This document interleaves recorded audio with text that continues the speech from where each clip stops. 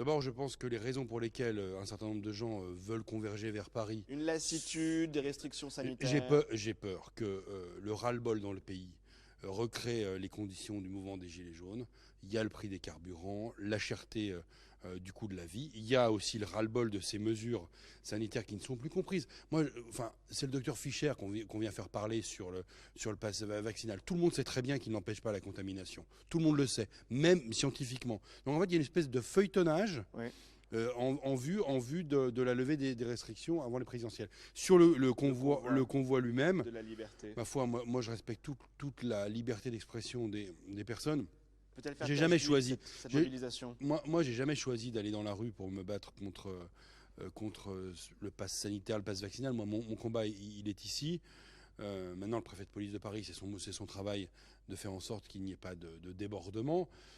Attention vous vous rappelez à l'époque des Gilets jaunes, on a dû envoyer les parlementaires sur le terrain, demander au maire de mener le grand débat, faire retomber la pression.